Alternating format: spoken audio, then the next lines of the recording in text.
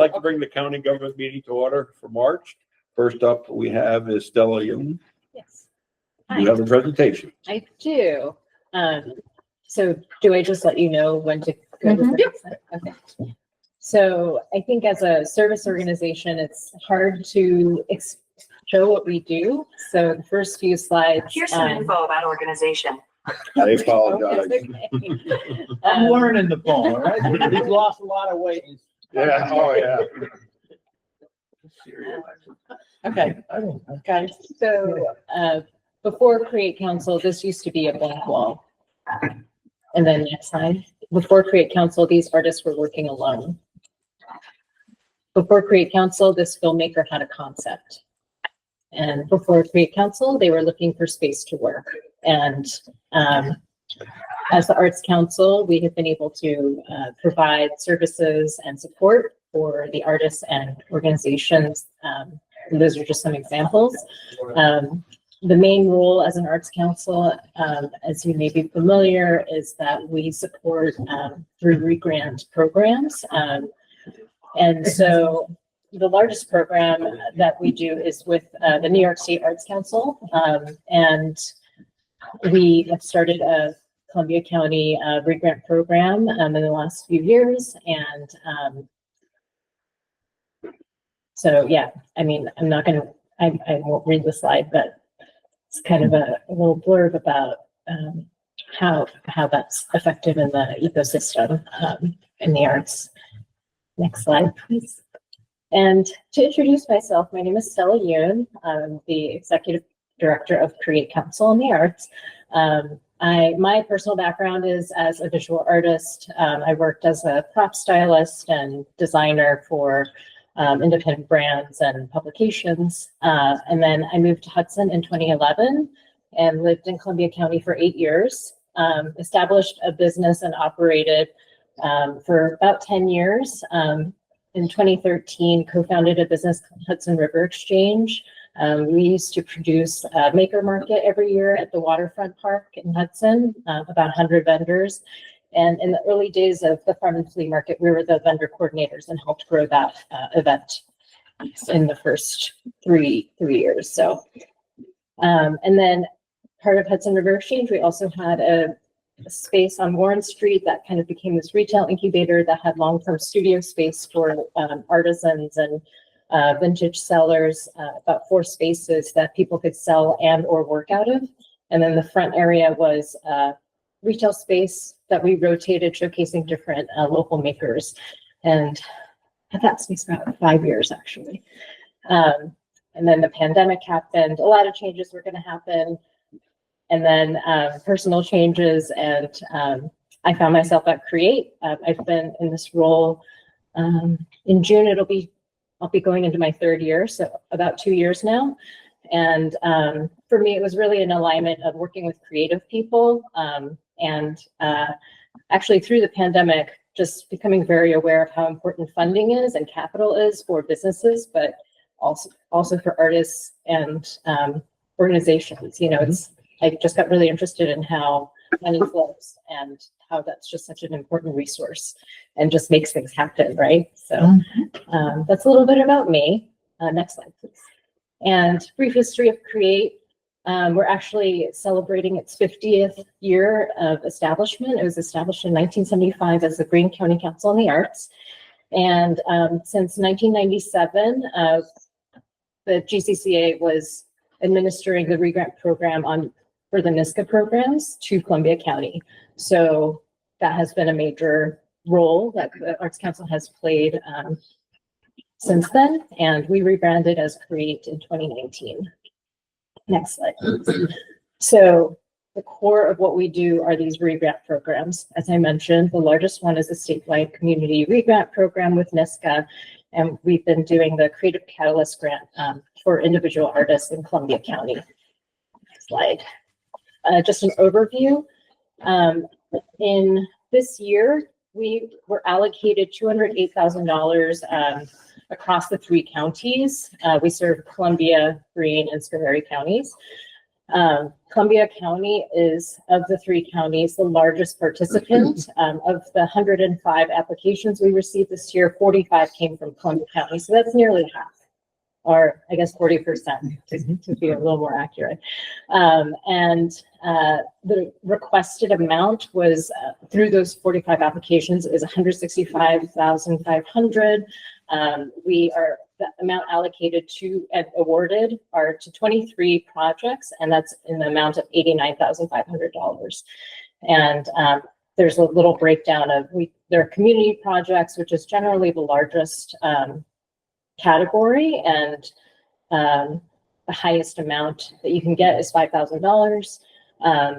And arts education is tends to be a smaller category. The grants are $1,500 or $3,000, and individual artists are awarded $3,000 for a project grant. And there were 4 of 17 applications, 4 are being awarded. So next slide, please. Here's the list of, actually, this isn't totally public yet, so you're getting a preview. We'll be able to officially announce next week, but this is the list, and I'm sure that you'll recognize a number of these organizations and perhaps even some of the individual artists. And if you go to the next slide, these are the projects, the listing of projects that this will be supporting. So it's really a range of library programming, concert series, youth programming, theater, and and the activities kind of happen all over the county. Next slide, please. And this is just a few examples of last year's grantees. Clapper Free Library does a great series called Art on the Stacks. Individual artist grant to Laura Coe did a combination of kind of community interactive workshops as well as their own kind of movement practice development. Philmont Play Collective did a pop-up at Waterfront Wednesdays. So those were 2 different projects that got funding, but that happened to be one that both of them were working collaboratively on. And yeah, you can see the rest of them. So should I pause? Any questions so far? Okay. I'll just add that these are really exciting projects. Oh yeah, I know. It's always really incredible because I feel like I've learned so much about all the different, I thought I knew a lot of artists, and now I know so many more artists. There's really, and then I don't have children, so I'm not aware of the youth programming or tapped into that. So it's been really incredible for me to just even learn about what resources are out there. So I wanted to, I've sent in information about our Creative Catalyst grant that we do for Columbia County residents.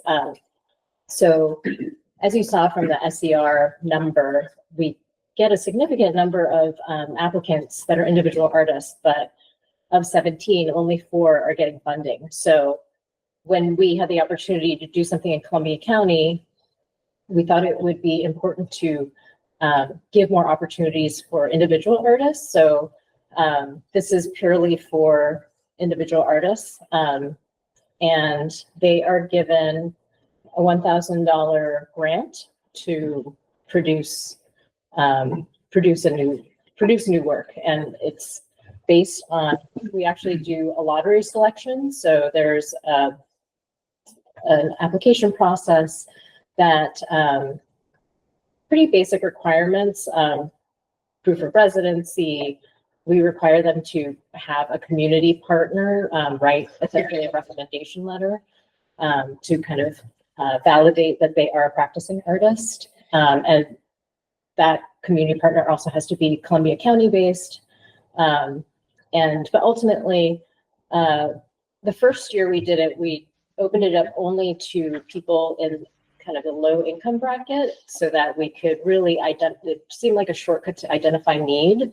And we've opened it up to, of 9 grants, 7 are prioritized for low income and 2 are for any level of income. So we've been giving out 9 $1,000 grants to artists. And if you go to the next slide, These are just some impact statements from the artists. With more financial freedom, I was able to explore in a significantly more cross-disciplinary way. I felt more, ability to experiment. And then if you go to the next slide, these are grantees of this year that are currently working on their projects.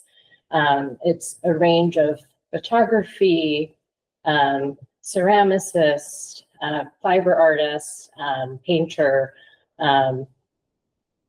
If you could go to the next slide. So we've learned through working with artists that artists take more risks and are able to experiment when they aren't kind of held back by funding restrictions. It opens up to opportunities to be more creative, and it actually opens up opportunities for them because oftentimes they're finishing a project or able to finish something or present something, and generally it's just been a really generative process. Artists are creating and create more. So next slide, please. So why are the arts important? Next slide. So we touch on economic development and just quality of life. And from the list of grantees that you've seen, you see that, this touches all across the colony, all across artistic disciplines, and it's individuals and organizations. Next slide, please. So we provide funding opportunities and we are a resource to artists and organizations. And some other things that we do in the supportive nature are professional development workshops, and we work with artists to be fiscal sponsors for other grant opportunities. I'm here today because the Arts Council has this very unique position where we're in this intersection of the arts and government, and we operate in this space, which is so unique and really exciting. So next slide, please. So how can we collaborate? There are lots of ideas that we have, and I'm certainly open and interested to hear what ideas you all might have. There are things, actually right now, we're in the middle of developing a Greene County Poet Laureate program. Love that. Yeah, that's great, let's do it. I'd love to do one in Columbia County. I know it's incredible the number of writers and different artists that live here. So yeah, County Poet Laureate program is something, supporting youth programs. And we've had partnerships with other organizations where Create is curating spaces and bringing art into those spaces and things like that. I'd love to do a project where we get to do kind of cultural resource mapping and create some sort of a robust directory. As somebody that has lived here, I know that everyone's working really hard, but somehow the information gets lost in the sauce. And I think the Arts Council, there's really an opportunity for the Arts Council to be the resource and kind of the collector of this information and be able to share it out. But of course, that takes money and time, but it's actually a personal project that I think is, I'd be really excited to work on if there was the opportunity. So yeah, next slide. So let's create. I think the next one is just a thank you. Thank you for having me here. If you have any questions. Question, so do you work just off of grants or do you have private donors also? We do fundraising, Done fundraising? but our primary funders are New York State and the counties. Okay. Because it's kind of at the core of what we do. So the deep partnership reflects in our budget the amount of support that we get. And you don't seem to have a problem right at the moment in the money you need, or are you looking for a partnership that would like more? That's a good question. Say it. Yes, we need more money. We would love to Like do. everybody, but that's Yeah, okay. we really love to do more in Columbia County. And as somebody that has had a creative business and has worked with creatives and, have I just know that there's need and there's opportunity, and yeah, it's just the kind of behind the scenes work of, you know, setting up those networking opportunities for the arts organizations, or you know, kind of this directory type of, you know, we do a weekly newsletter that goes out to a few thousand people of the events and happenings in each of the counties. But, you know, you know, once people are on that list, they're like, oh, you know, that's amazing. But yeah, there's just, I think, opportunity for us to do more work. So, yeah. Anybody got any questions? What is your grant cycle for organizations that, or individuals that would like to apply for grants? Is Yeah. it cyclical? Is it rolling? Is it? So the last few years, it's moved around a bit because of the NISCA program's the largest. I would say from application announcement to the like administering the money, it's like a 6 month. It's over 6 months. So applications are open for a certain amount of time, and then we go into panels, and then, you know, we send out notifications, and What time that of year is that? happens kind of, I think, late, I guess, through winter. So I think this last year it was November through January. We might open it up like a little earlier, but pretty much like November through January, and then it takes some time for us to go through panels and all of that. I have a question. How much money do the other counties put into that? Yeah. So And how are we doing? we really appreciate the support. So, you know, as being established as the Greene County Arts Council, there's a longstanding relationship there. I think right now for general support, we get 28,000, and in Greene County, there's a program of re-granting $40,000 to organizations. So right now, we're receiving a total of 18,000 from Columbia County. We're re-granting 9,000 of that and retaining half of that for program or for support. So, yeah, So we could up that. that would be great. So I make a motion. It's not budget time yet. Well, we want to be prepared. And how does Kahari, where are they in the picture? Yeah, so we're working on it, because it's funny, because in their budget, in their county budget, they do have a line for the Arts Council, but I think Create started doing the re-granting in 2012 there. So, but I don't want to speak ill of past leadership, but there wasn't a lot of effort put into that county. It is a smaller county, so there are, you know, it's like once we kind of know that the people there aren't as many people to kind of know and do outreach. But we do need to invest a little more time there, and I'm working on, you know, building those bridges. So, yeah, and so at the moment we don't You're not receive- contributing? No. Okay. Are you a 501c3? Yes.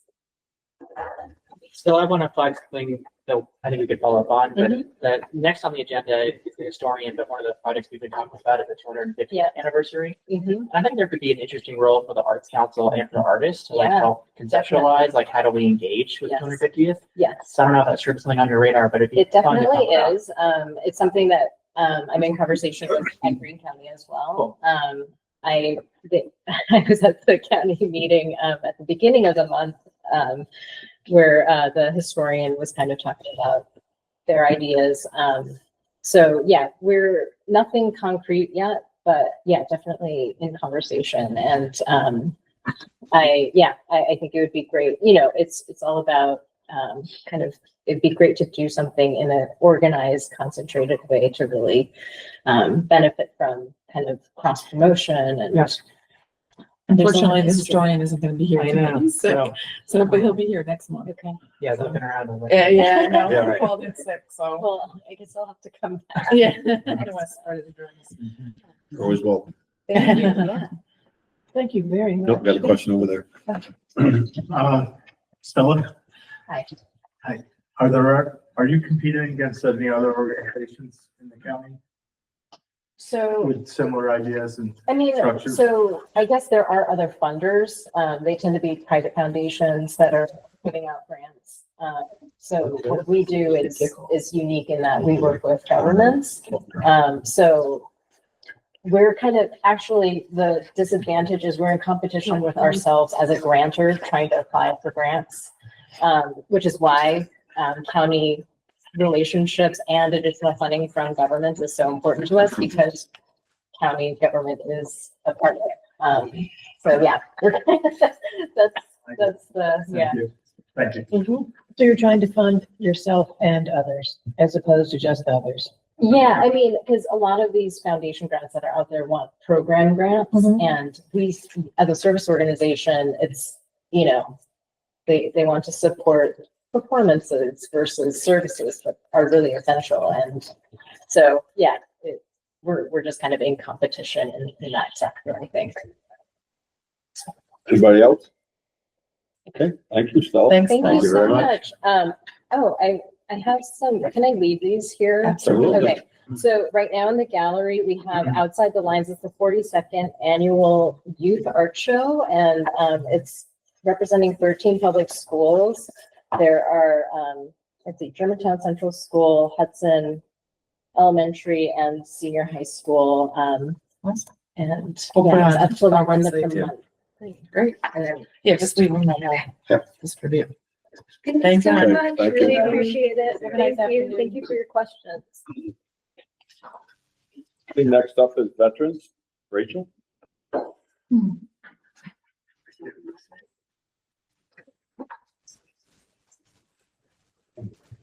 How is everybody?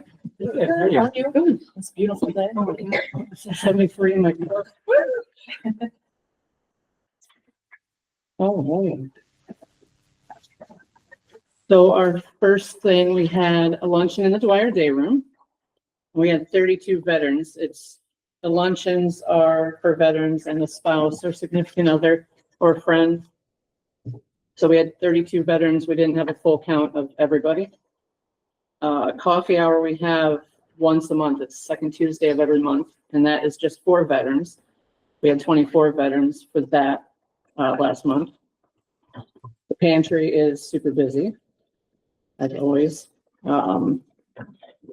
We have a driver. We're working on getting a driver, a per diem driver that was budgeted. The board gave me permission to fill the per diem position. So we have a gentleman that came in yesterday and filled out the application, and that's already to Dawn, and she's possibly contacted him to see if he's interested. So that's good. Networking with Stratton VA. We've got two ladies up at the VA, Valeria and Jennifer. Valeria currently brings homeless veterans to the food pantry. Homeless and also veterans that don't have transportation, because the pantry is available for veterans. So we want veterans to be able to use it. We have referred veterans to the warming center, which is the church right on Green Street. And we've also given veterans clothes and food from the pantry. Patsy has been hard at work trying to help veterans with housing, but most can't afford it. Affordable housing is an issue with our veterans, unfortunately. And then the last thing, I don't know if I need a resolution or how it'll work, but I just wondered if to put it all to the town supervisors to share our information on your guys' pages. And if you guys have veteran events you can share with us, you could either contact the office or I can provide my email. But I wasn't sure how we could, include all the towns. If you just get us the information, you don't need a resolution Okay. to share that. You get to Okay. Kelly, she'll get it. Yeah, you give it, send whatever you want Okay. to be shared. Okay. We'll make sure All right. we get it. And then if anyone has any other events for veterans that we're not aware of, then if you want to share it with me, that'd be great, and I'll put that up. I have a question. All right. How many, are there a lot of people going to the warming center? I'm not sure. We tell them about it. I'd say it's been full, so he said that. Yes. last night. Yeah, but I don't know. From that. I don't know. Yeah, I don't know from us. That's I know what I'm we curious. did send one specific homeless veteran down there. She was uncomfortable, so she didn't stay, Okay. but I'm not sure. I'm not sure how many Patsy has told about the warming center. But we're just putting it out there because Yeah, just it's very- there and it's, you know, we want that as an option. Thank you. You're welcome. We have a developer in our town who just bought some property and he's said he's gonna put up 5 or 6 homes for veterans. So That's great. That's awesome. We are aware of a veteran that, I don't know if who you're talking about, but is it the property on 203? no, Okay, this is on Route 9 in Stockport. okay. I haven't heard about that one, but I've heard about another veteran that has a property, wants to put like, his plan is tiny homes for veterans. So, Oh, I know. Do you know how many veterans have a housing issue, or should I ask Paxton? we aren't aware unless somebody specifically, like they come to us. Unfortunately, homelessness is a big issue. Or if we talk with, I know Anelli has talked with Jennifer at the VA, and we've contacted Valeria as well. But we don't have a count. But not to make light of it, but I think affordable housing is an issue for even those folks that are working in the county. You know, I mean, it's a challenge, across the board. Right. I can find out from Patsy and see if she would know that information. She's always, you know, networking with other people too. Are you seeing changes in staffing at the VA? Yes. Can you tell me more about that? I'm not fully aware of staffing, but I know there's going to be cuts, or there has already been cuts, unfortunately. Yeah. Um, Are you seeing like any impact to people getting services? the VA doesn't have certain services anyways, like a dermatologist, for example. Right. They don't have a dermatologist on staff. Right. So they'll send somebody out of network. I'm not sure what other departments they don't have. Right. Neurology, there was an issue with a veteran. She went to the VA to the ER for neurology. She was having seizures. Wow. So they were just trying to send her home because there wasn't a neurologist. It was a weekend. They couldn't call the neurologist, or they wouldn't call the neurologist. Yeah. So that's unfortunate because seizures, like that's probably something serious, you know? Life-threatening. Right. Yeah. So, yeah, but I'm not aware of all the departments that don't have staffing. Right.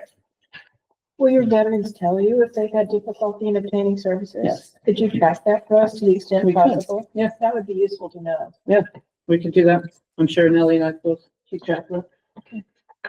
Rachel, Yes. how often do you have a veteran coming in to apply for a claim? Very often. And a lot of veterans that have been in office in the past and just haven't been in for a while. Like when Gary was still there, they'll come in and, you know, I've got new stuff or, you know, new issues, health issues. So, but there's a lot of new ones that come in. Thank you for helping Mr. Culver. I know we've been very helpful with him. Yeah. He's still got some issues to resolve. Yes, and his wife's stuff's fine. But like, I'm glad to be able to help everybody. Anyone else have any questions? Thank you. You're welcome. Thank you. No problem. I hope you guys enjoy the rest of your afternoon. Yeah, brother. We get outside. Right? Yes. Next up is planning. Hello, everybody. Hey. I have one resolution request. It's authorization to appoint a member to the county planning board. It's the at-large member, Ricardo Martino. It's for the 3-year term and it'd be retroactive January 1st through December 31st, 27. I'll make that motion. All in favor? No. Thank you. There you go. Fair housing.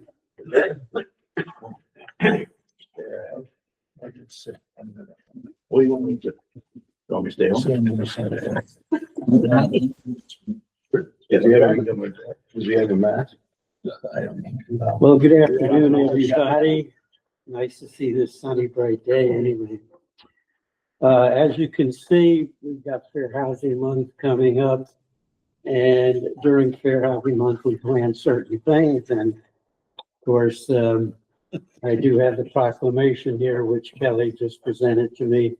And I'm really impressed with that cover. I really You like that? We spare no expense. Yes, that really looks nice, and I appreciate that. And we will display this at the events that we have planned for Fair Housing Month.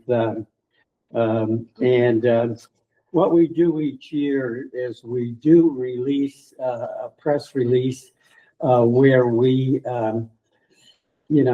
can invite anyone who feels they might have been discriminated against based on any of the state or federal housing laws. In that, we do give the local contact people, which would be myself, and also the state. We have there the Division of Human Rights. We have also the Attorney General's number, and we also give legal aid numbers out so that anyone who wants to make contact with me or one of the agencies can do that. And we'll get that out on our website as well. The events we have planned, the annual poster contest and the landlords and tenants rights forum. I have a very good group of volunteers working with me this year, and they're very supportive. And we do have actually the tenants rights forum coming up. I've got some information that I can leave for you. That's going to be April the 16th from 5 p.m. to 8 p.m. at the Central Firehouse in Hudson.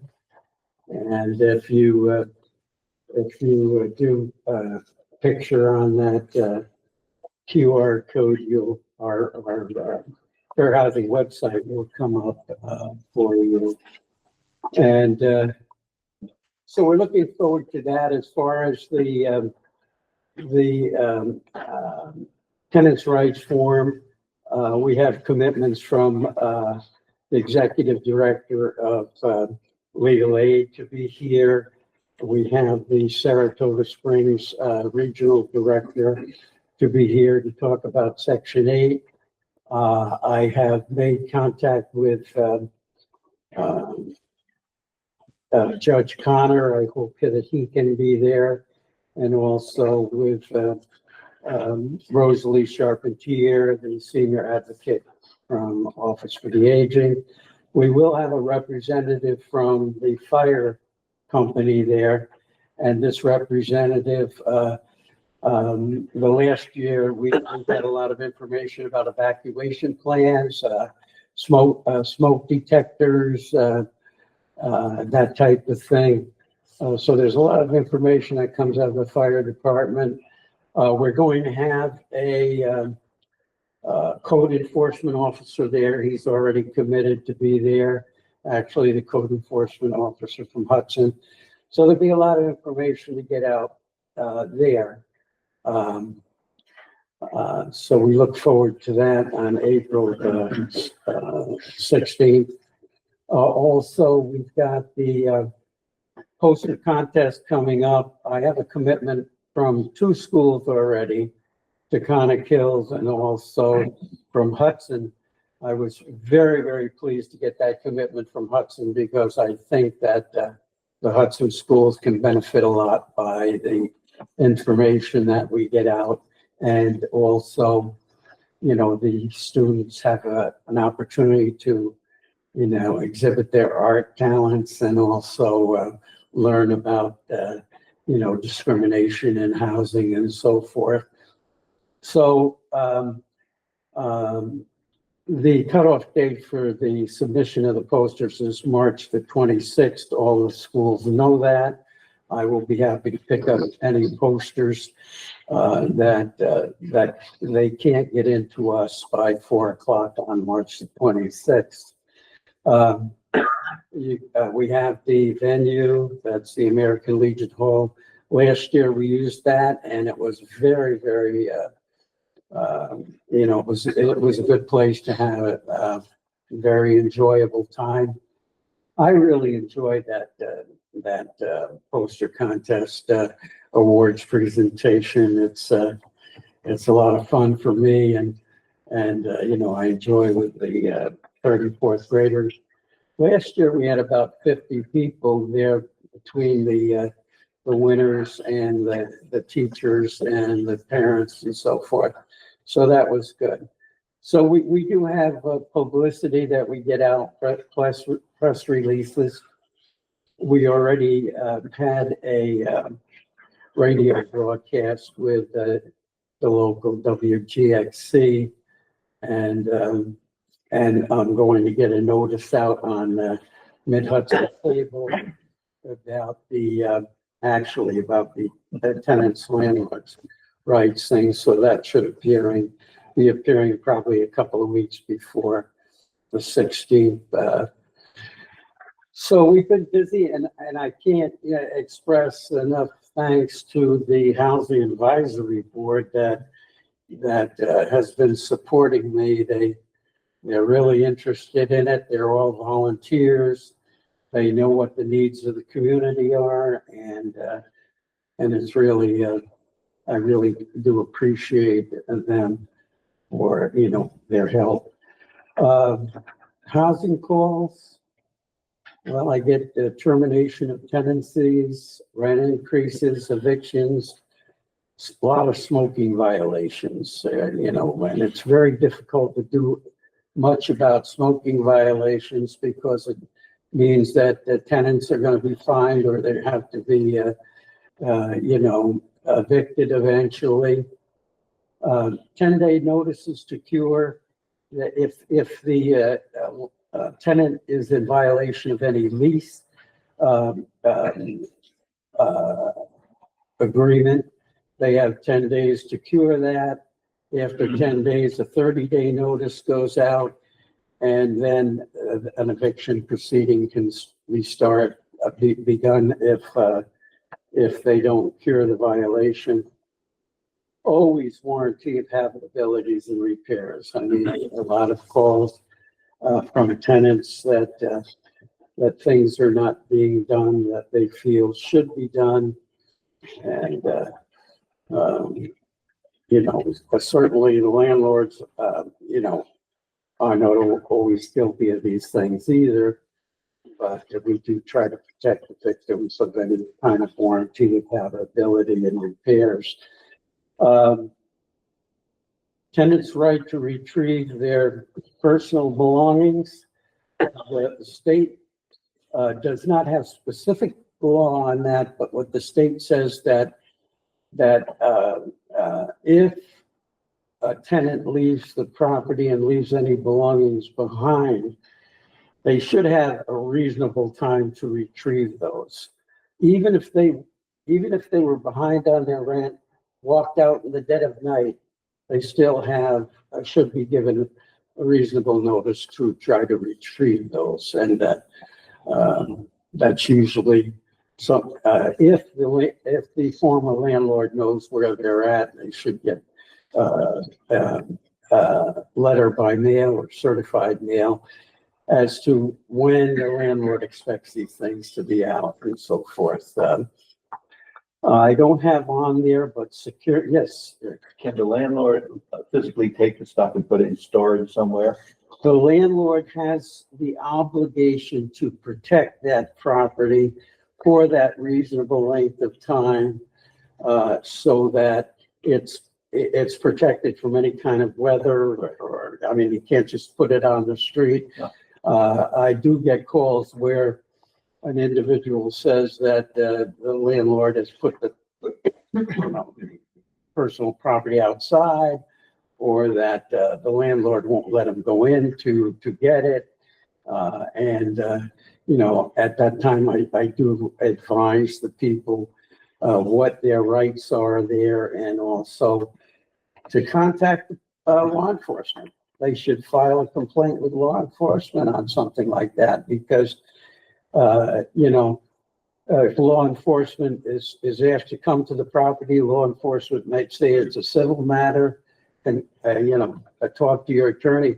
But I advise them to file an official police report on something like that, because it's within their rights to have a reasonable opportunity to retrieve that. Yes, Kippy. No, reasonable time. What are we talking? Well, reasonable time, yeah. Yeah, I mean, is it? This is what New York State says. They have reasonable time for, let's say if a landlord wants to come into the property, and it's not any kind of an emergency, they should give the tenant reasonable time. I think reasonable time normally is 24 hours on the right to privacy. I think in a case like this, where it involves personal property, I think a reasonable time would be to protect both the tenant and the landlord would probably be 30 days. You know, give them 30 days, with an opportunity, a date and time and when they can meet to retrieve their personal belongings. Answers the question. We won't get into discussion. But it's reasonable, you know, Yeah. everything is reasonable Reasonable time. to you and I is different. To the landlord, it's not reasonable at all. If he's got it right there, I'm not getting He's losing money, right, and then I gotta go But, clean you it up. know, here again, though, if the landlord doesn't give reasonable time, then a tenant does have a legitimate, you know, Right. complaint. Thank you. That's all I got on that one. Security agreements, I don't have that, I'm sorry, I don't have the security agreements on there, but I'd just like to mention that if the landlord does not return a security agreement within 14 days, and if they withhold any money within that 14-day period, they have to let the tenant know why they're withholding it, show estimates of work that must be done because the tenant left some problems behind. And if they don't do that within 14 days, the law says that the landlord forfeits that security deposit. And that, you know, there's certainly a claim in small claims court to that. So the couple that I called you about Uh-huh. this week, they received a checklist from the landlord saying what was in default, but they did not receive a similar checklist when they moved in. So there's, excuse me, nothing to compare the move-in condition with the move-out condition. Mhm. So is there any recourse for that, or are they just stuck? They received, so the landlord is saying there are some problems That need to be cured? that And need to be cured. and it looks like a list, a boilerplate list that's come from some resource somewhere. Mhm. But they didn't receive that list, nor did they take any pictures when they moved in. Well, I would say that, if when they leave the property, they should be entitled to that, security deposit back. If the landlord has this checklist, not only does he need a checklist, but I would think, and maybe, it's an attorney should comment on this, but my opinion is that if they don't say, if the landlord does not give along with this checklist thing and does withhold any money from the security deposit, they should also include the cost of what Those the improvements. landlord feels that he could legitimately, you know, Charge. You want to do that? charge. But this list has to be, I mean, they have to be like estimates or costs that the actual landlord incurred in a case like this. Okay, thank you. And by the way, I not met, but I heard from the whole thing. Not surprised. Yeah, one last question. Best estimate, how long has the poster program been going on? Pardon me? How long has the poster program been going on? Well, before I was the fair housing officer, I served on the housing advisory board. And it was going on then. So I would say probably 30 years. Because my two kids won the, at one 4 or 5, I think 5 and one 7 or 10, they both won. I still have those Yes, yeah, in the garage. I have them. right. You And- want them? Well, are they framed? Yeah, Because, you know, it was our policy to frame frame them, right? them for the winners, yeah. And what we are doing this year, we're giving, well, we give nice monetary prizes. And all of the posters will be framed in a display frame. They're not very costly. And we'd like to give the kids them all framed. And then also, we have these art sets that have about 80 pieces in them that each winner and honorable mention will get an art set. They get participation certificate signed by myself and the Fair Housing, chairman. And so it's a really nice event, Okay, thank you, Bill. You're very welcome. Okay, before we go to county government, we have, Mike, somebody has a resolution? Yes, as you may be aware, Come on up. oh, Lord. Come up to the table. Now you're in trouble. Who told him about this? I was I expecting you put to it do up on this. the. Oh gosh. Oh, so there it is. I'll try not to read it. Thank you. As you may be aware, library funding, the Institute of Museum and Library Services, IMLS, is potentially on the chopping block. Will be devastating for not only my library, but the Rojan Library, which provides essential services for seniors and kids. It's our designated cooling station. They do job search. A lot of people don't have internet. They come to the library. So we passed this last night in Hillsdale, and I'm respectfully asking if we could do this countywide. We're doing it tomorrow night. You're doing it tomorrow? Oh, right. And if we get Copay, Rojan is us three.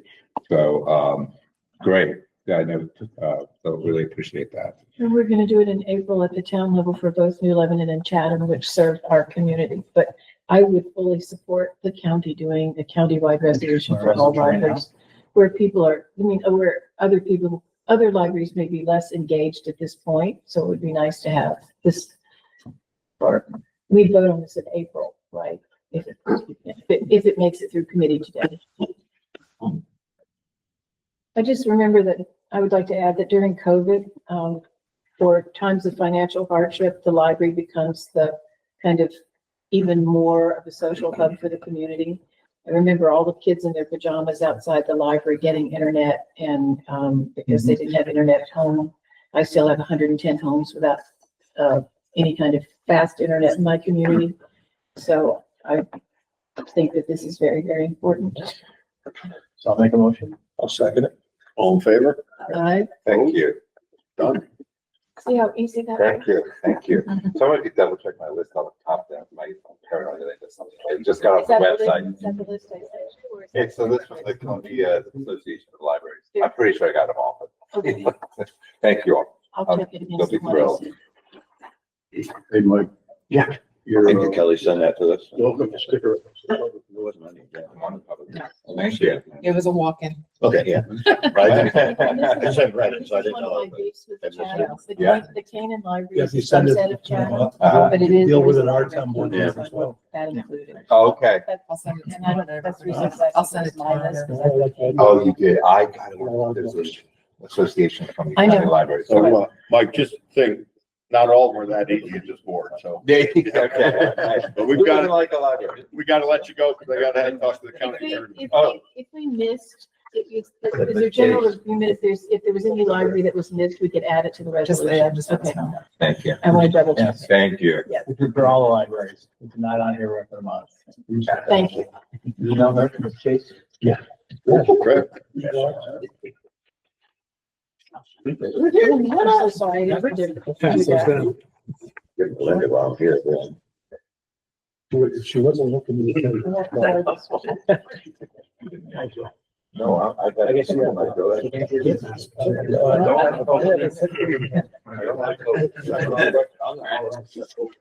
Are we doing the resolution first? I was gonna say, is there any, do we need to do any discussion on the resolution? What? Is that why the executive session, just to talk about this? No, Okay. the executive session is to Remove the one? remove the one and also, yes, remove the one. Do I need a motion to go to the executive session? Wait, are you doing a No, I'm resolution asking, first? do we need to discuss, I mean, you all had the contract to review it, right? we don't need to discuss it, then we can make, a motion for the resolution. Well, I'll move it. Second. All in favor? Aye. Opposed? Carried. All right, then the next thing is there's one parcel to be removed, so I think we need an executive session for that. I'll move that. I'll second it. Did you say we have to go to executive? Yeah. we need a motion, right? So go to executive, you're All going right, to so we have a executive. motion in a second. All right, all in favor? Aye. All right, now hold on. Do you want me to do the door? Please. We'll deal with the next. Okay. next one. All right, Suzanne, that's it. Thank you. Okay, thank you. Motion to adjourn. All in favor? That's what you're looking for, right? Okay, it is 5:02, and I'd like to call the Public Works Committee to order for March 19th. Up first, we have Highway. Hey, if you're buying anything, I'm voting no to you. Fix my catchphrase. We might have to vote on what. I'm just gonna leave you a big hole in the ground. New grade offer, $500,000. We'll fix that right away. Did anybody see him threaten me? I did, I think I heard, we got. That wasn't a threat, that was a promise. They have tough meetings, man, I'm sorry. All right, All right. on to business. On the business. Our finishing up some of our winter work, our patching potholes, leaving dead trees, stump grinding. We have done some snow and ice control. Hauling and stockpiling sand and salt when we can get it, and taking down silt fence. I think most of that's down at this point. Compiling advertising and opening our bids for our annual service contracts. Some storm damage cleanup. Crew's been working on the water tower project up by the pistol range for Ray. Roadside sign maintenance and equipment maintenance. I have one employee out on extended medical leave. And I think both of the employees that were out on workers' comp are back. Is that correct? So nobody's out on workers' comp. Can I interrupt you with a question? Sure. Going back to your initial report. Is the new collective conscious that they don't want to put up snow fence for most of these areas that used to show a lot of drifts? I have heard that the Association of Highway Superintendents, or whatever this congregation is meeting, and they want to trend towards getting away from that. Did they give a reason? But I'm not sure if it's the employees trying to talk their superintendents out of actually having to do that. We haven't entertained not putting up snow fence, so. I think. We had a couple mild winters that we didn't hardly need them. Yeah, but this That is less was mild and right, that's what they're talking about. They say, particular because there's no municipality, snow, they may right? not have put up Six snow months fence. down. Right. Drifting on there. Till you get one, yeah. Till you get the snow and then yeah. No, we haven't really looked into any of that. So. I'm not encouraging you to. We have. I think you're leading we by have example actually- and continuing to do it. We have actually discussed, because we are in need of purchasing some, looking into some of the fence like the state uses. Yeah. It's a little lighter and easier to put up and down, but you have to make sure you're stored inside now with the sun and all that other stuff. So that wood fence will last for years. Yeah, right. So, but yeah, that's the only thing we've done. No new business, and we only have one resolution request, and that's to award the bids for the service contract. Move it. Second. I have a motion and a second. All in favor for the bids. That's all I got. I got a question, Tony. And I think I've asked for it either for you or Ray. On Fishing Game Road. Yep. Now, one section above the bridges, you guys put in after the road was completed. Is that supposed to be like impervious blacktop or something in front of the guy's driveway? Yes, so there are sections along that entire area that are pervious. Okay, because all I get complaints is there's a bump in the new road. There's a bump in the new road. I said, but they did that for a reason, you know. I said, So- well, I said, slow down. That's all I tell them. Slow down. Do they remember the last road? Just slow down. Give a video, you know? Yeah, but that's what they say. But I just wanted to answer that question. That's what it's for. And the reason it's there is because they have to, because of the length and the amount of disturbance associated with it, they needed to comply with the stormwater regulation. Gotcha. And that was the way of dealing with treatment Okay. of the storm. All right. That answers that question. Thank you. Good. I think that was all set. Oh, what am I saying? See, what happens in the seat, you know? How many light towers do we have? We have I'm versatile, Ron. I can go Yeah, anywhere. like Yeah, four. Yeah, they're technically emergency management light towers. Yeah. We call it the four. Drain the swamp? No, we would do that in the dark. All right, if there's no other questions for Tony, we'll move on to, solid waste. Thank you. Thank you, Tom. Keep the snow away, will you? We're trying. This was the year we didn't put up the high speed. I heard that you did. Yeah, you should have, it was beautiful for that. I know. We stopped doing ours years ago, this year. Don't put up the snow fence. Would've It's been great. gonna pack. Sorry, Wendy, go ahead. No, that's fine.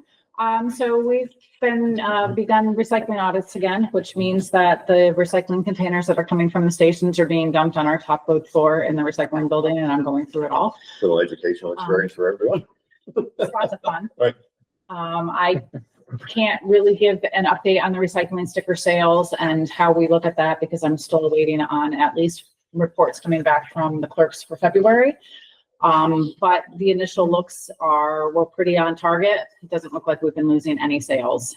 We'll see what happens.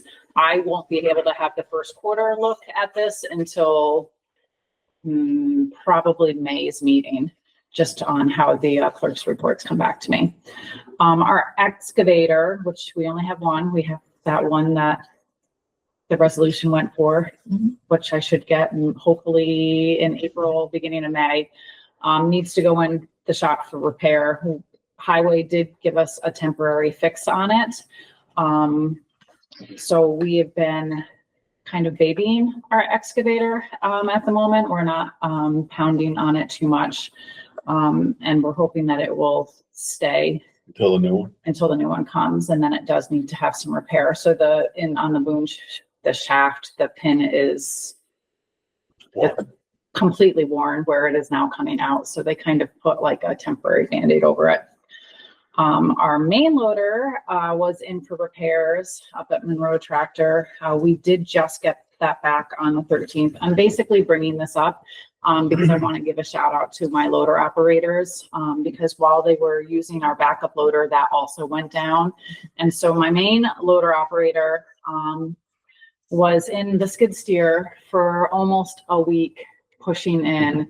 And I just want to give out a shout out to our loader operators because they were very cautious. They were very accommodating, and it's not fun sitting in that skid steer.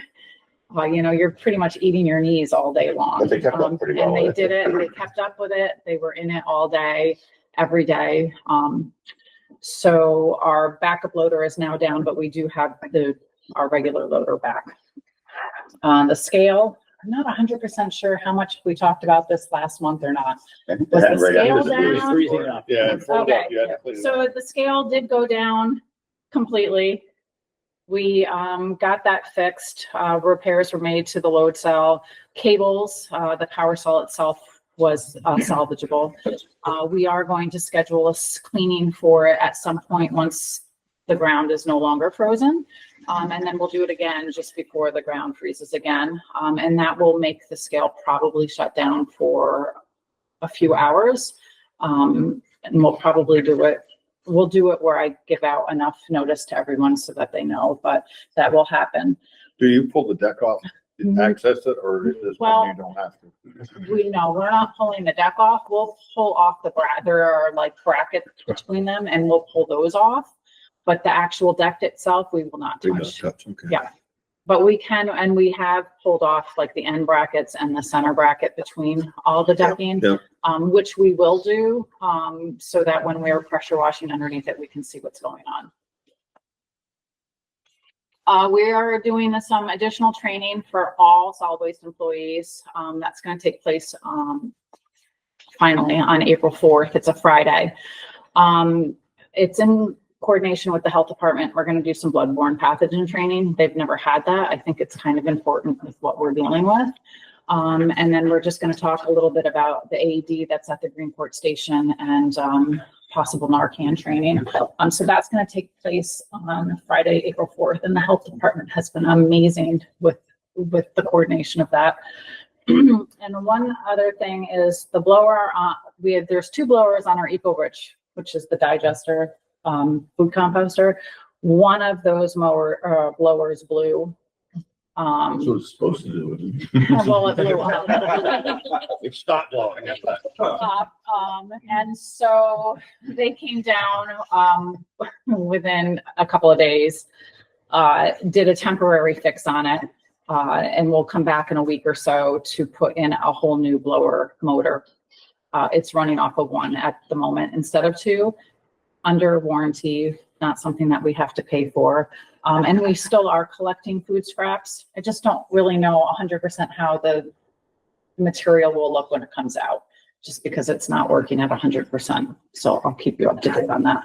I feel like that company's pretty good with support though. I mean, Amazing with support. They're very, very, very good with the support. And it's usually, so with this time, he had us take off the panel, look at it. What do you see? Can you do this? Was it just a fuse? That kind of talked the guys through it. And then there was some heat. And then he was like, oh, stop what you're doing. Show me it, like, show me a video of it. I know that's your blower, but just turn the machine off. I'll be there as soon as I can to replace it. And then we don't have this, we have an older model and he didn't have the right blower. So How much of that was funded from DEC? we haven't gotten that back, but it will be up to 75%, depending on. what That they money's decide. still available, so we're looking at getting it scheduled. So because we went under that municipal waste recycling grants, we're not able to go for another one. Okay. We already are in that cycle, unfortunately.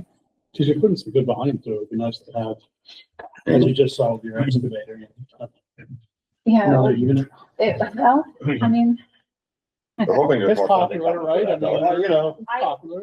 it is, and I think as the year, like maybe even next year when they reintroduce grants, if more grant funding is available, I think companies and governments that have taken part of that grant previously will be able to re-enter it. They just wouldn't allow it this particular cycle. And this was brand new before we get to that. It happened after I gave Kelly my agenda, but I just want to say that our biennial update for the 2022-2023 period has been officially approved by the state. Congratulations. Thank you. That was very exciting. We've updated our website. So the local solid waste management plan, the state management plan, and now this plan is on it, but it's in its own page on our website. It's not on the home screen. It's a little bit easier to access, but it's been approved, and that's up for anyone to read if they want. Those are our You totals. can't sleep, Yeah, a little light reading material. Right. And then I do have one resolution request, asking for a budgeted full-time labor position to be filled. This is a particular Tuesday through Saturday shift. It's a full-time shift. This position has been vacant for a year due to injury. Thank you. Second. Motion and a second, all in favor? Aye. And do you have someone to fill that one? Do you have a list of somebody? Well, it's not posted yet, so we haven't received, Okay. Very many applicants, but, I am very, positive that we We will can move have, somebody into it, you think? Or? I think so, yeah. All right. Question one. Yeah. So back to the equipment, the loaders, the excavators, and Yeah. even the highway. I wonder, do you guys when you buy new equipment now, do you get the automatic greasing systems with these, or is it because they're too expensive? Because what you're talking about with the pins and bushings wearing out usually and everything else, it's always lack of grease. Listen, I ran a company for 20 years and I know what it's like when you can't get the guy to do the thing properly. We found out that doing all our testing, what we did is found out the money is well spent when you get an automatic greasing system onto it. I know Stickles has done it down at their place and they're all looking into that. I thought only farmers could afford those auto loops. Trust me, we've done it many times where we're welding plates on the outside so the pin don't come out. Don't make it last a little longer. So it's just saying it comes with the equipment, especially the loaders. And especially, I don't know if they want to go to that expense, Tony, I mean, you can answer that too. I don't know if they want to spend that kind of money, but these systems they got, I'm telling you, they're very good. They got a tank on the side and basically pressurized and just puts grease to all these pins and bushings. And as long as you can keep them up and going, you'll last a lot longer. So it's They stay attached inside to the the. mast on Yeah. that? Auto load is Yeah, it's auto load, yeah. It's got lines that go to every But it's joint. attached, but it's attached to the actual vehicle. So how does Correct. that work with the way we're using the vehicle, which is different than They having? might not do the bucket on your excavator down inside the thing, but they might do the other joints that are on top of it too. You know, up on the boom where it's not gonna get hit, that's on top, Yeah. and the one by the machine Yeah. itself. I'm just saying it's something you should look into. Yeah, absolutely. Just to see, because on any equipment now, that's finding out that, you know, make them last as long as they can. It's hard enough Yes. when they go down. Mhm. But what I'm hearing is it's usually lack of maintenance with pins and bushings, and trust me, nobody does it the correct way it's supposed to be done. Okay. So it'd be something to look into just for cost, when you have to come in here and ask for another piece of equipment, to say, the problems you're having might be eliminated, and get rid of that. Yeah, I'll definitely. Besides, everything else can go wrong with a piece of equipment, you know? Right? Do our best. Okay, I'll look Thank you into for it. that, Thank you. yeah. I didn't know they had a system yet, so. No, I mean, I didn't. Oh, they do. They work well. Any other questions for Wendy while she's here? If they work good. Yes, right. Like everything else, right? That's right. Thank you. If there's no questions for Wendy, we'll move on to engineering. Well, actually, I just have a quick question. As far as revenues from municipal change prices on the recycling, are you seeing a little bit more revenue from them? So we didn't change the pricing this year for the For the recycling. seniors, but I thought the. No, so You we don't do kept everything as it was last year. So cleaners But we were did go to 3, residents were 75. For some reason, I was thinking we changed their rate. Because I wanted to. My mistake. But instead of changing it, we kept it the same, reduced the sticker and let the seniors keep theirs. It's a responsibility of the town. Yeah, and the towns are. Right. For some reason, I was thinking At my under initial 60 population. It was originally proposed to make changes over. Right. Yeah. My clerk No. is telling everybody that the stickers more this year. I need to check. So, yeah. That's the hard, Well, well, you only when get, you don't get two for the price of one. I guess I'll have to buy another one. Yeah, I guess you're gonna have to buy another. Yeah. Our Yeah. clerk's that's don't okay. buy Yeah, it's not one recent, I can't figure out where It's no longer for one. I just, it's my bad memory. I thought. Because our conversation in the beginning of this cycle was increasing pricing or Right. removing the senior permit or something like that. Yeah, I thought we were steadfast for our seniors, for we were gonna. Yeah. But the other demographic bearing expense. Okay. Well, instead of doing that, we took one sticker away and we couldn't do both. And we asked them to put I stickers on the took a sticker vehicle. away and that's not working, Yeah. by the way. But we couldn't take a sticker away and increase the price. Ross is still doing a good job. He rejected 7 out of 8 bags in the car in front of me and 11 last week. Of recycling. Okay. Trash and the news Ross. Yeah. Good. He was popular with me and. Yeah. He's still new. No, he's like, he's very Employee, employee. yeah. Yeah, no, he's been a great asset to our department. We sure do. We like that. Thank you. Good evening, everyone. You didn't bring my for you, right? I have it in the vehicle, so I forgot to bring it in, but I do have it, so I'll make sure I get it back to you before you leave, so don't run away. I'll start off with the Stuyvesant Falls Bridge. So we, at this point, just continue to wait. The PSP was submitted to DOT, and we're just waiting for New York State to formalize the process as far as beginning the 106, the section 106. My understanding as of earlier this week that both the town of Stuyvesant has been approved as a consultant on the project, as well as Historic Stuyvesant as well. So they formally sent that letter out. They just sent it out on Monday. We got our letter of notification. Yeah, so that just went out on Monday. Yeah, okay. Yeah, so for anyone that read the article in the Red Page Star, there was an article regarding the Stuyvesant Falls Bridge, regarding the cost of the project and so forth. I want to make sure everyone here understands that that information that was provided as far as the overall cost, this isn't new information. It was old information dating back to October. Not sure exactly why it came out and made the news story as far as that's concerned. But the information as far as the overall cost of the project, was identified in the matrix that was provided that looked at all the various options that was presented before the Stuyvesant Bridge Committee, as well as the Public Works Committee, and then was sent to full board back in the November timeframe. So again, I just want to make sure everybody understands. Sensationalism is. Unlike what was presented, it wasn't new information as far as that's concerned. And that matrix was. Yeah, and the reporter also failed to identify some of my comments, which mentioned the fact that the county needs to look at the long-term cost as far as the, not only the initial capital cost, but the also long-term life cycle cost. And when you look at that life cycle cost, it is the cheapest alternative. Right. And we did analyze that. That's why we voted to vote against. County Route 7 over the road, Jan. So this is the large culvert that's located on County Route 7 in the area of Gallatin. If you recall, last month I mentioned the fact that I went to the town of Gallatin to see if they would allow us as the county to close Tinker Hill intersection along County Route 7 and allow traffic to go up through their parking lot. And by doing so, we could remove a soldier pile wall that was going to be retaining a lot of soil.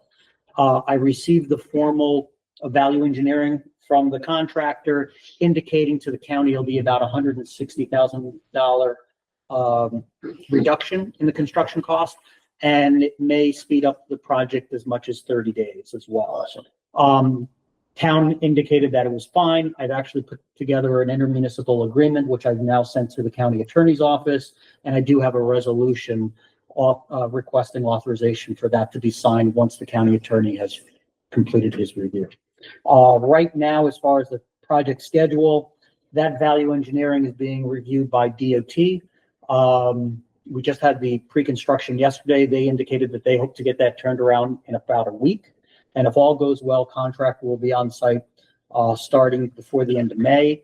There are restrictions because it is a trout spawning stream or tributary to the trout spawning stream, but that still is the tributary itself is trout spawning. And so they're not able to get into the stream bed itself until June 15th. So there are restrictions, but at least they can get started on some of their work and mobilization. What we will do is once I get a definitive date, we will put electronic message boards along County Route 7 so that at least that way the public is well aware. We're going to try for about 30 days lead time so people are aware of when the construction is going to start, because that will be a complete closure. What's the detour going to be coming from Akron into Gallatin? North, I'm trying to recall the actual route. I think if I remember correctly, it was about a 7-mile detour. So you're not using any town roads? No, we're not. No, we can't. Yeah, we're not allowed. All of the signed detours will either be on county roads or on state roads, as far as that's concerned. We're not actually allowed to utilize any town roads or local roads. But you can. Yeah, as far as the local public, if they decide to. But the detour signs will tell The you. signs have to be on county or state roadways. Mill Hill Bridge. Thank you for the board for awarding that at the last board meeting. Contractor's very eager to get started on that. And he's already locked in his pricing for his steel because that was only the vendor's price was only good for 14 days, just based on tariff questions that are coming up. So we anticipate that he will also be starting in that June timeframe. In the meantime, County Highway Department has already gone in. They've cleared all the trees that were required. That needed to be done before the end of March because of the long-eared bats and their habitat being in the area. So that's been completed. I have a resolution for construction administration services for that project for this evening for the committee to hopefully approve. Just wanted to let the committee know that a reminder, Mill Hill is 100% county funded as far as that project, with the design, construction, And also contract administration, the total project cost is coming in at approximately 1.6 million. When I originally budgeted that 2 years ago, I had a project budget 2.2. So we are under budget on that project right now. Maybe DJ happy. Maybe. He spent it somewhere. I spent, I know, yeah, don't worry, we'll get to that later. You know? I saved a $500,000. I spent $1 million somewhere else. Got more done. 911 call center. The first floor rough framing has been completed. Contractor is installing the second floor roof trusses, and also this week he's working on the floor truss, or I'm sorry, he's completed the floor trusses and he's working on the roof trusses this week.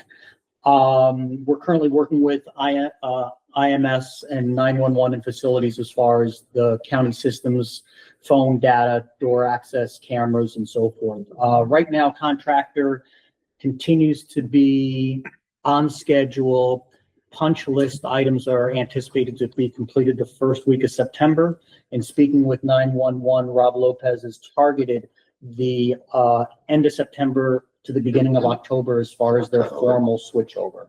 And we're still working out those details of exactly how that's going to be done. What was there today is, you sure it's big enough? Yeah. It was bigger on paper. Right. I'd love to make it bigger, but we also had a budget too. Yeah, I man. remember. There's a lot of land around it. That's Yeah. the problem. You know, that's why it looks like that. 11 Warren Street. So as I provided the update to the full board, continue to work with the design team as far as those final construction documents for bidding. If you recall, the board had approved the replacement of rooftop units, the air conditioner units. Again, that's going to be paid for through the ILS funding that was available through the state. So we need to procure that. Contractors indicated that they're actually in, and he hopes delivery will take place and installation will take place within 2 weeks. So that is moving along very nicely. Great. Can you remind me what happened to the solar panels? Are they still on top? They're still on top. So interestingly, approximately 2 months ago, I got a phone call from the entity that installed them. That's located up in Chatham area. Jody. Solar. So Jody Rayo. Sundog. Thank you. My apologies.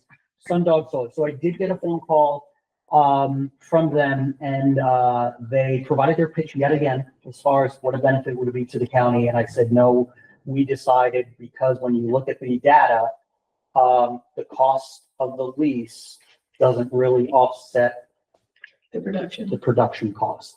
So I said, we are requesting that you take them off. I have not heard back from them yet. So until then, they continue to. We take free power. Exactly. Yeah. So Ray, I have a question about 11 Warren.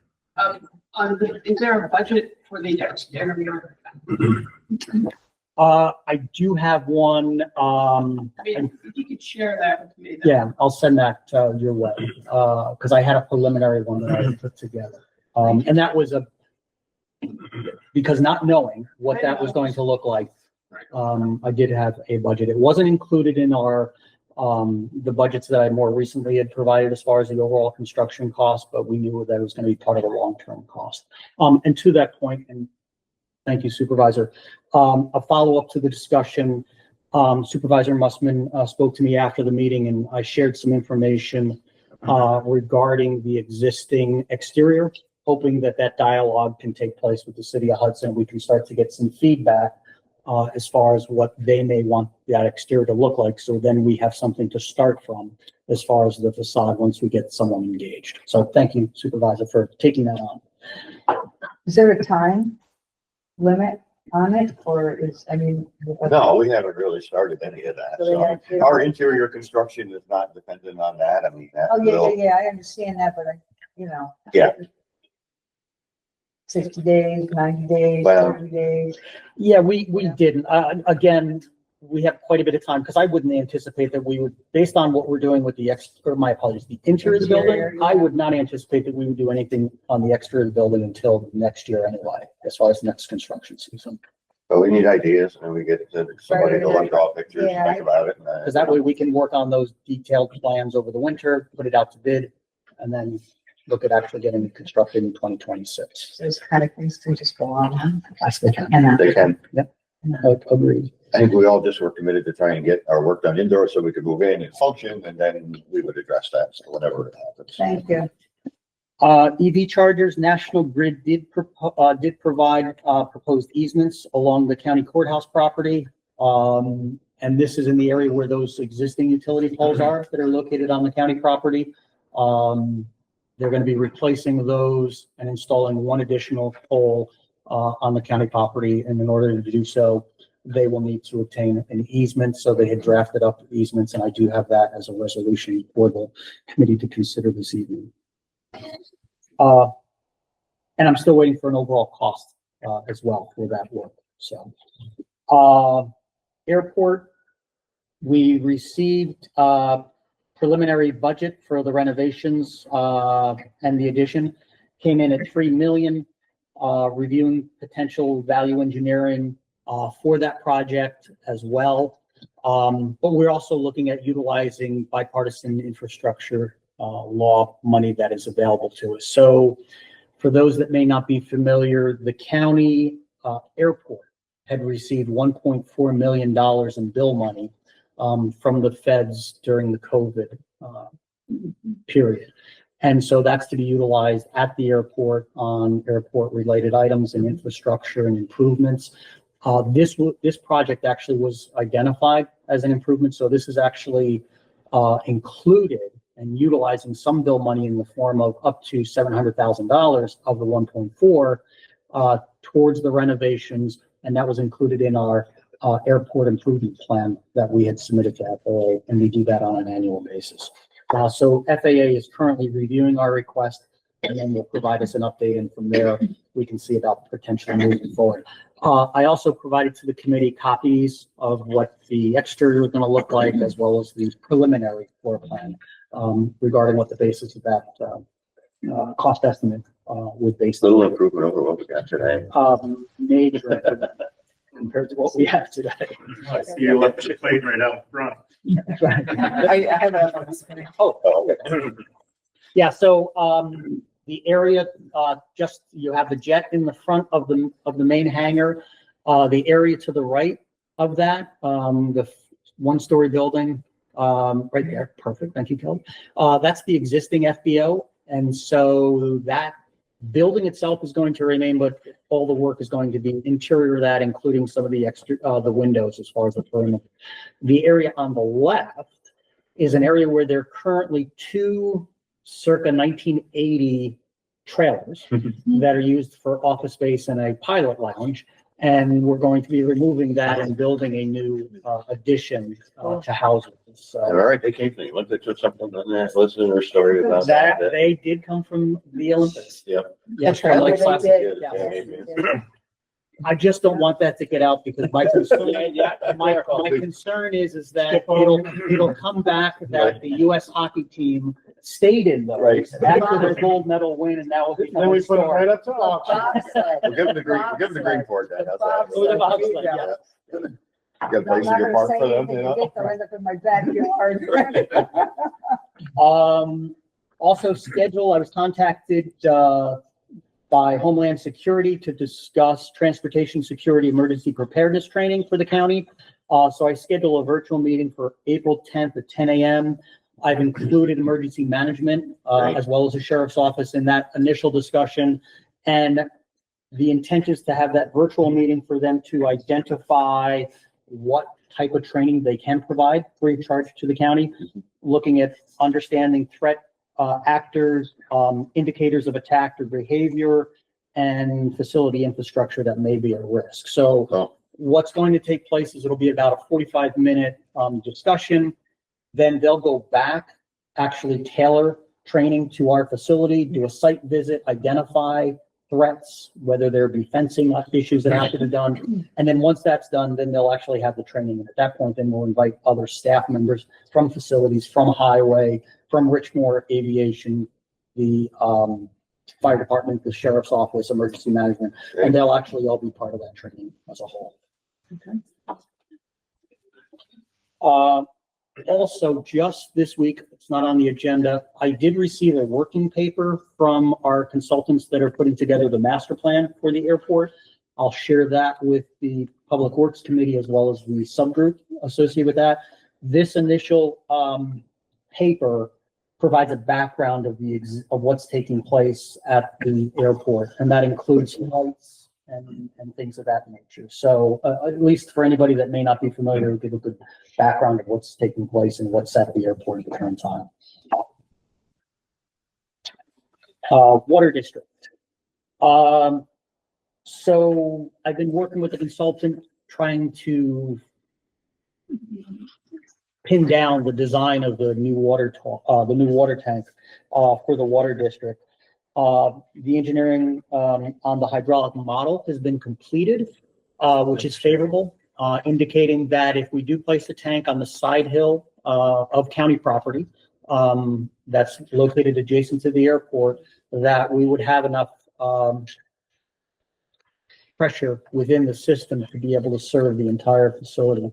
We were looking at two different types of tanks. Kelly, do you have that other? It's right there. Oh, okay. Oh, the. Yeah. Kevin, need that. Thank you. So we were looking at two different tanks. One is what's known as a composite tank. The other one is just known as a standpipe.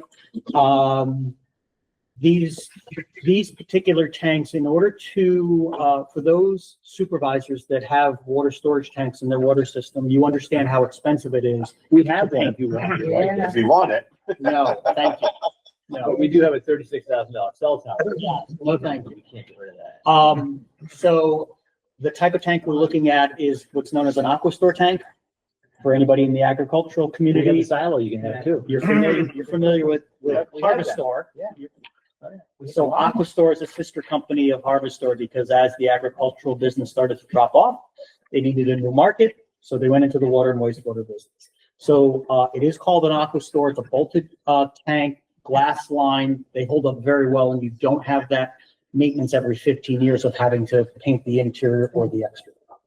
We try to search it out for 15. Make sure you keep the cathodic protection up on them. Correct. Yes, that can be problematic. Yes. Oh, okay, I'll do that now.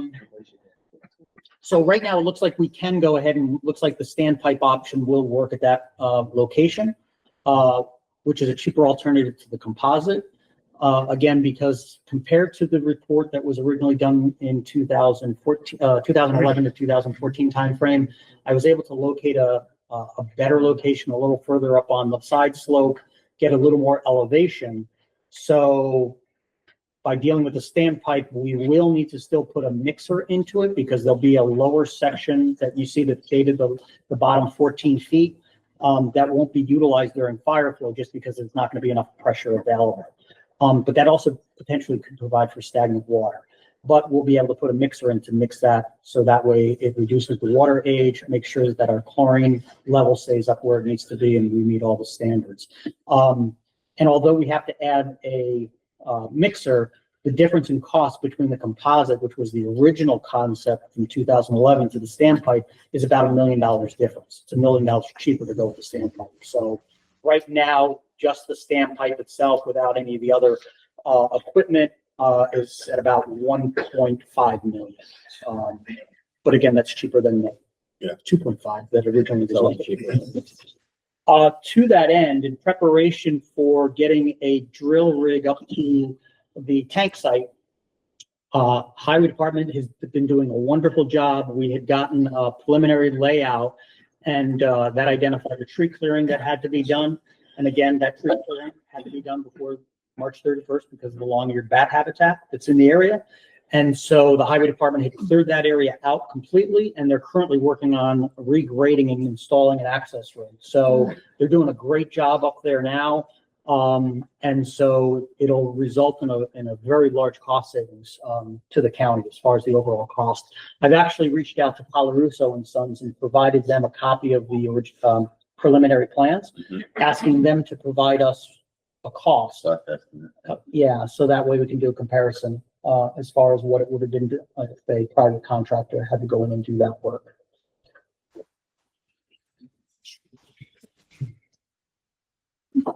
That's it for the, one other quick item on the water district. I've completed the consolidated funding app. And that'll be submitted by the end of this week. So that way, hopefully we do qualify for $500,000 in funding from Empire State Development. And so I did submit a letter of interest a while ago, about 3 weeks now. They did respond indicating that the proposed project associated with the water project is eligible, as far as the project is eligible for the funding, and it's an appropriate project that meets all of their goals. So the application will go in this week. It has to be in by April 1st. That'll be also serve as fire convention at the rehabilitation facility and all that. Absolutely, that's one of the, That's the song. yeah, that's one of the large selling points of it, exactly, yes, is that it's going, so right now, my apologies, so right now, fire flow capacity is only about 650 gallons per minute at any one of the hydrants. Once the new tower is put in, that flow rate will go up to 2,000 gallons per minute as far as availability. Like improvement. Yeah. So I've been working with the county attorney's office and Crown Castle regarding the existing cell tower in the town of Claverack at the Claverack landfill. Currently, the cell tower lease with Crown Castle, they provide the county $2,000 a month as a flat fee as far as the lease. Okay. And the lease is up, and I had gotten back to them. I dealt with other leases with other municipalities in the past. And so I was trying to steer it more towards a revenue share, which is more common these days compared to a flat fee. As a matter of fact, the county has a revenue share agreement with Crown Castle now up at the Austerlitz Tower site. So comparatively speaking, although Crown Castle would not release the actual numbers for Claverack to me until we have a signed contract, as far as who their subtenants are, I just happen to use Austerlitz as an example. There are 4 carriers up at Austerlitz. There are also 4 carriers down at Claverack. Austerlitz, the county is currently getting for this year, 2025, $10,620 per month compared to the $2,000 that we're currently getting down in Claverack. They've provided 2 potential payments. One would be a 30-year lease with a 20% revenue share. They also provided for a 60-year lease with a 40% revenue share.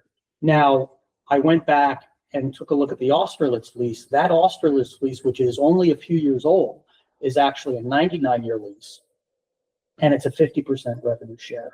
So if it's okay with the committee, I'd like to go back with that third option, indicating we currently have a 99-year lease with you at a 50% share, and that's what I would propose to go back with them. Once that's done, then they can formalize a lease, and then obviously the county attorneys can review it, and then I'll come back with a resolution to committee. But at least I just wanted to get a consensus from the committee that that was acceptable. Sure. Right, if the technology just dies, what happens with 99-year lease? If they don't use the tower anymore, it's abandoned or like a. Then they are required to actually remove it. So They have to remove it, but do they have to pay out the lease or are they out? No, that's correct. Yeah. In all of the leases, even the current lease up in Austin, it's there out the lease. They don't need to, because that's why. It's really the way it is. Okay. Thank you. Now, you talked to Rob Lopez at all about commercial interest in 3 new towers that they put up? Yes. Yeah, so primarily they are utilizing them for emergency services. Yeah. And I do know, at least preliminarily when I talked to Rob in the past, that there may be conflicts as far as signals and different things of that nature. And that's why we didn't propose to put cell tower and that type of use on those emergency towers. Yeah, he had mentioned there was potential for it. Correct, but you have to I'm sitting there saying, but you really have to look at what type of antenna, what frequency they're going to be at, so to make sure that it doesn't conflict with any of the emergency services. And they typically have to be a lot taller. Correct. Yes, they do. As far as the cell towers, because the cell towers themselves usually are line of sight. They are line of sight. Yeah, and so because of that, they tend to be Ours are 180. Ours are 200. Ours, yeah, one was 180, I think the other's 2.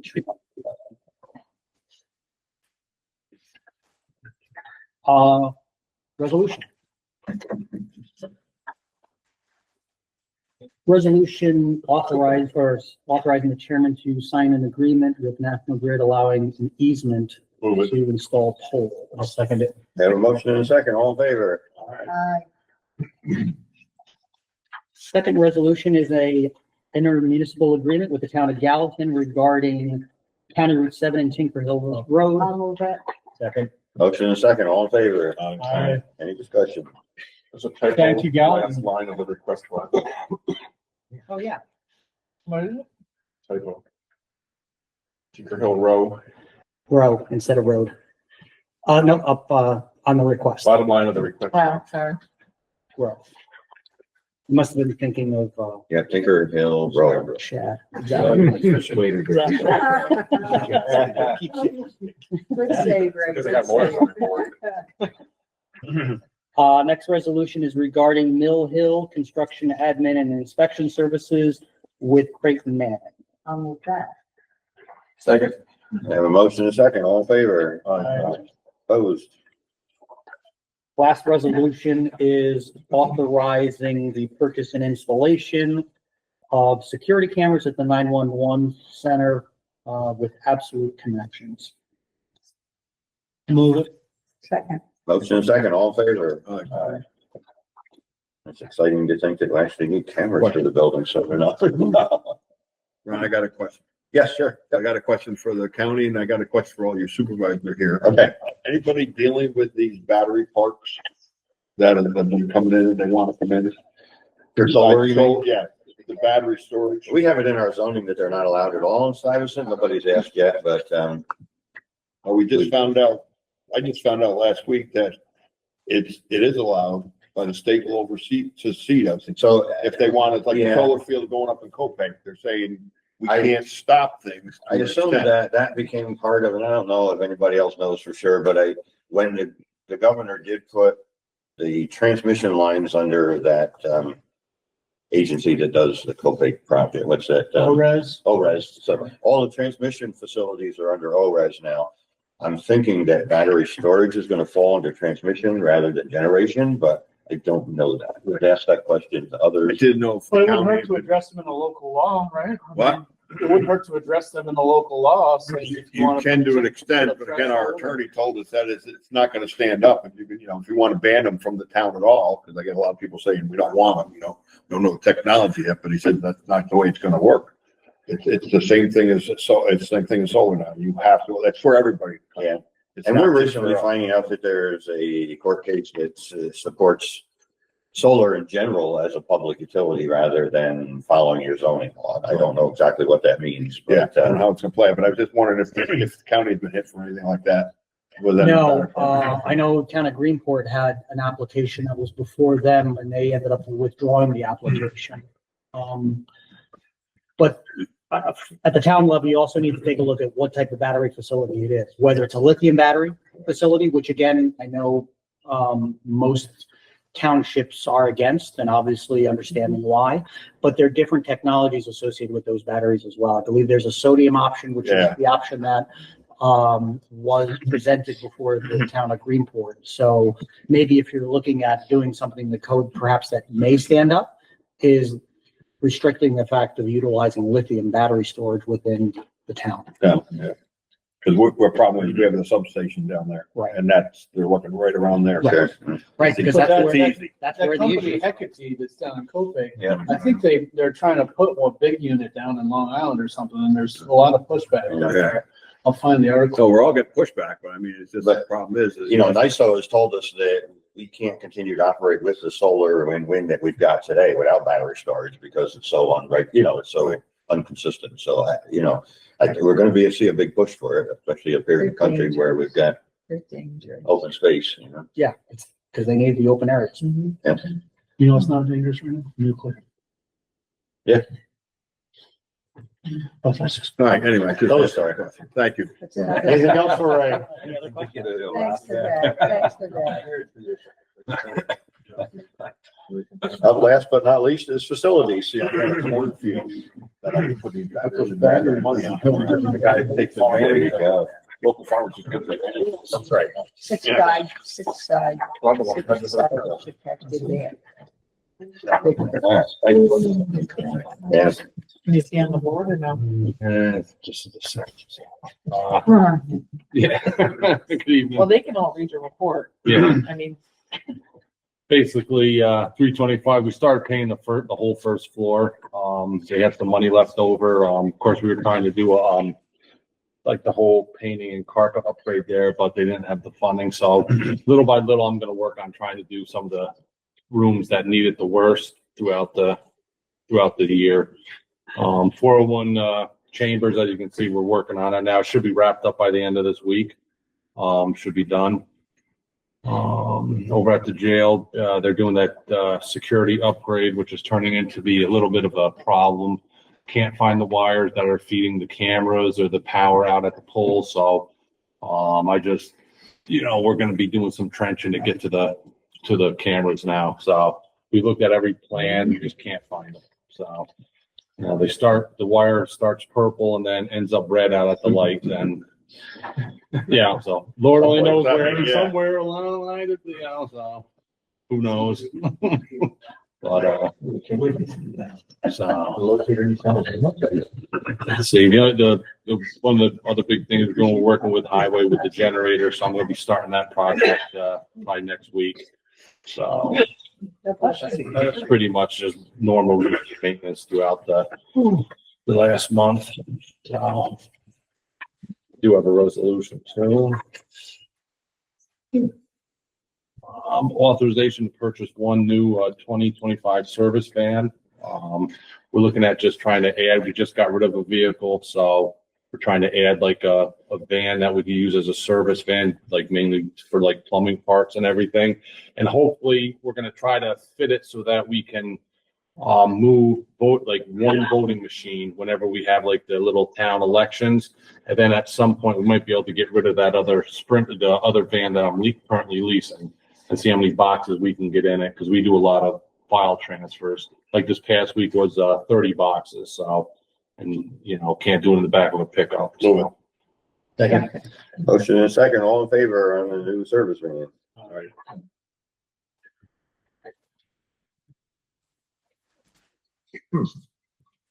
That's it. That's it. Yeah, 10 minutes ago. Any other questions for Brian? I got a couple other things. Don't go away. There you go. 70 degrees outside. I know. We're ready to go. every year.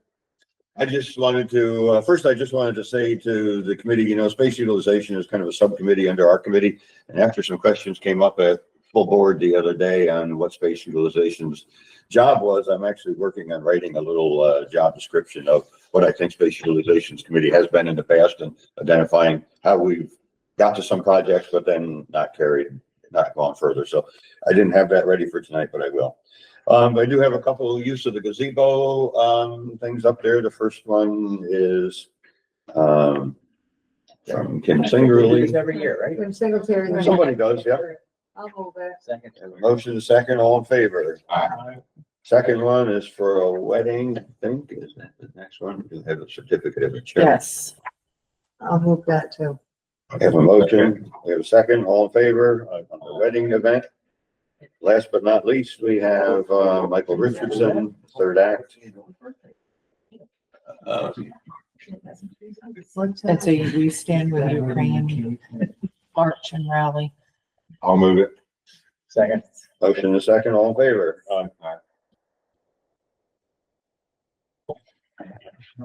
That's about all I had. Okay. Now I'd entertain a motion to adjourn. Second. All in favor? Yeah.